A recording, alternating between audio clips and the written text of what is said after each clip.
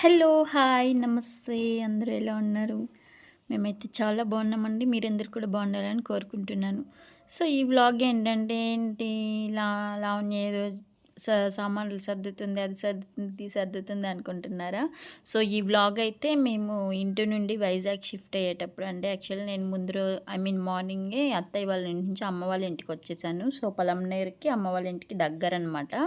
So, నాకు bus book చేసుకునిన్నాము. Bus Palamaner నుండే ఉన్నింది. సో, ఇంక అమ్మ కూడా నాతో వస్తున్నారు.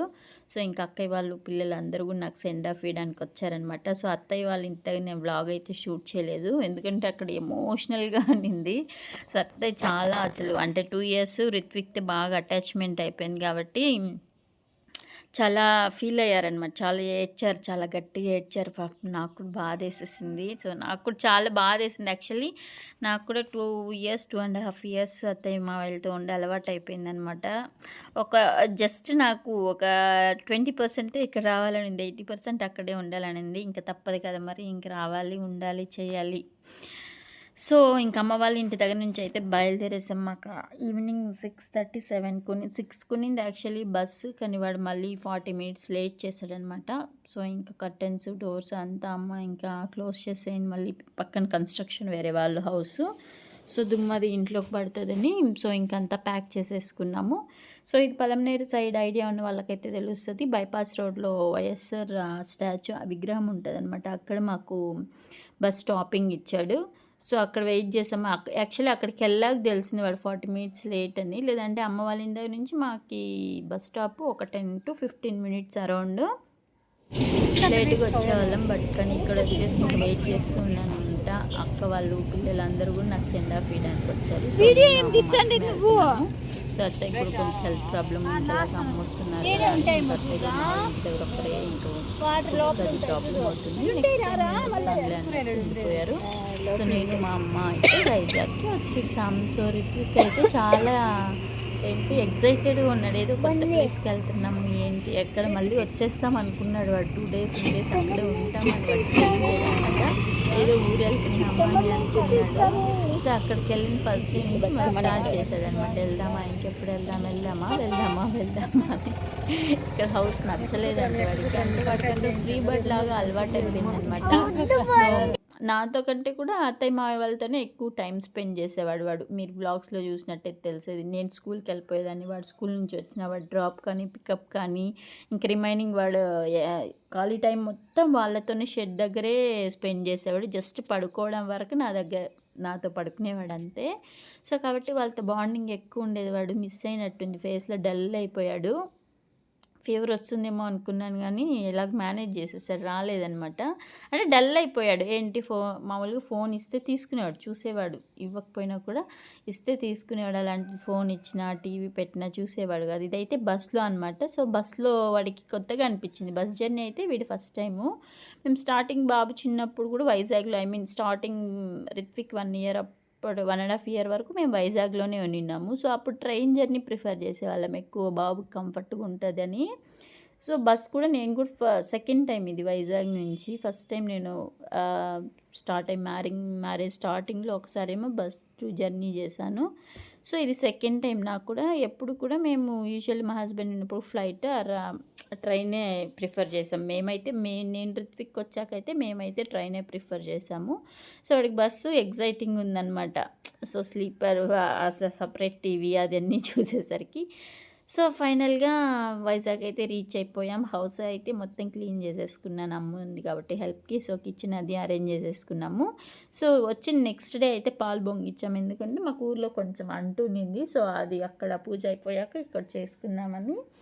సో, గుడి నుంచి ఇక్కడే కొంచెం వాటర్ అది తెప్పించి ఇల్లు మొత్తం కూడా క్లీన్ చేసేసి ఆ వాటర్ అది చల్లేసి, ఇంకెలాగో అక్కడ వాళ్ళు చల్లుకుంటారు కాబట్టి ఇక్కడ కొంచెం సెంటిమెంటల్గా అలాగా ఫస్ట్ టైం కాబట్టి ఇంకంతా చేసేసి గ్యాస్ కౌంటర్ మొత్తం క్లీన్ చేసేసి ఇంక పాలు మంచి టైం చూసి పాలు రావుకాలం కాకుండా ఉండే టైం చూసి పాలు అయితే పొంగిచ్చేసాను. నేను మరీ అంత పర్టికులర్గా ఏం ఫాలో అవ్వనండి.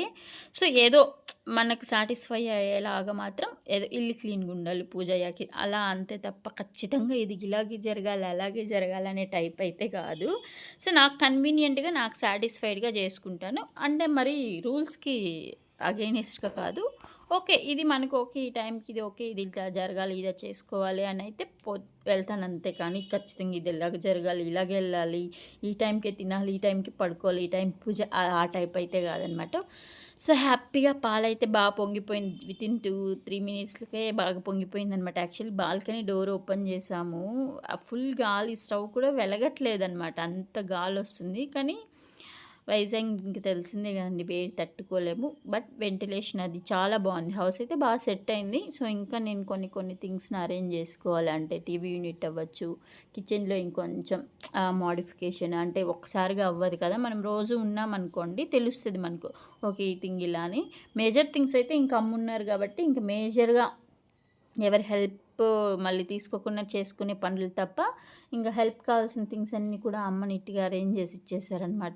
అమ్మతో హెల్ప్‌తో అన్నీ నీట్‌గా అరేంజ్ చేసేసుకున్నాను. సో, కబోర్డ్స్‌లో క్లాత్స్ అది కిచెన్ సెట్ మొత్తం నీట్‌గా ఇంకా పెద్దగా ఒక 2 మంత్స్ వరకు ఏం క్లీనింగ్ పెట్టుకోలేనంతగా నీట్‌గా అన్నీ అరేంజ్ చేసేసి, ఇంకా గ్రాసరీస్ అన్నీ తెచ్చేసుకొని అయితే సెట్ చేసేసుకున్నాము. మేము వెళ్ళిన ఈవినింగ్ ఏంటంటే పెద్ద వర్షం, చాలా పెద్ద వర్షం అనమాట. చాలా బాగా అనిపించింది.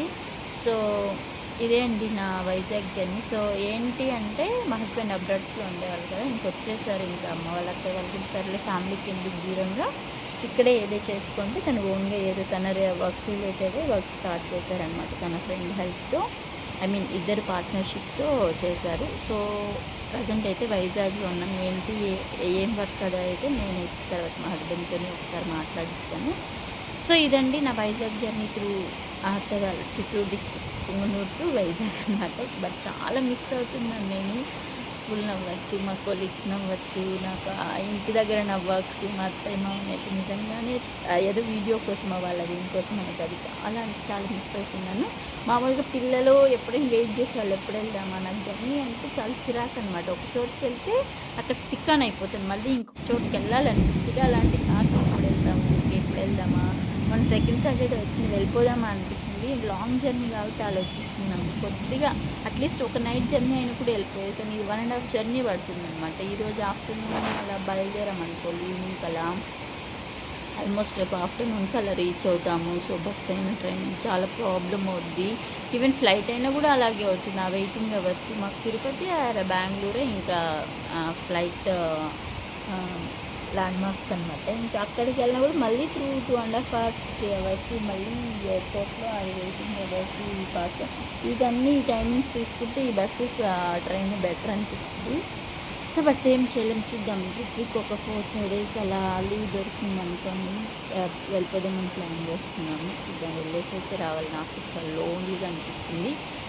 సో, ఇదండి నా జర్నీ అయితే. ప్రజెంట్ అయితే స్కూల్‌ని మిస్ అవుతున్నా, మా అత్తయ్య మామయ్య వాళ్ళని అండ్ మా విలేజ్ మా ఇల్లుని, నా పనుల్ని అక్కడ నేను చేసే రొటీన్ వర్క్స్ నాకు చాలా ఇష్టంగా ఉండేది. మార్నింగ్ లేవగానే ఇది చేసుకోవాలి. ఇక్కడైతే చాలా బోర్ కొట్టేస్తుంది. సో, ఈ వీడియో కనుక మీకు నచ్చినట్లయితే please like, share and subscribe. Thank you for watching. Bye. So, ఇంకా ముందు వ్లాగ్స్‌తో అయితే మీ ముందుకు వస్తాను. మా ఇంటి చుట్టూ వ్యూ అయితే నాకు చాలా బాగా నచ్చిందండి. సో, చాలా గ్రీనరీగా అనిపిస్తుంది. ఎందుకో ఈ సిటీలాగా ఏదో అలాంటిది అనమాట. ఫుల్ పైకి వచ్చామనుకోండి చుట్టూ కొండల్లాగా చాలా గ్రీన్ సిటీలాగా అనిపిస్తుంది అనమాట. ప్రతి ఇంటి దగ్గర ఒక కొబ్బరి చెట్టు, తాటి చెట్టు, మామిడి చెట్టు, గార్డెన్ నిజంగా మిద్దె తోటలు అయితే ఎక్కువ ఉన్నాయండి. నేనైతే మేడ మీదకి వెళ్ళినట్టు చూసాను. చాలా బాగా పెంచుకున్నారు. సో, నేను ఒకసారి ఆ టూర్ చేస్తాను. సో, అందరూ చాలా వరకు మిద్దె తోటలే ఉన్నాయి. చాలా బాగా పెట్టుకున్నారనమాట. సో, అంతే అండి ఇవాళ video. So, thank you for watching. Bye. ఇంకొకసారి ప్లీజ్ సబ్స్క్రైబ్ చేసుకోండి.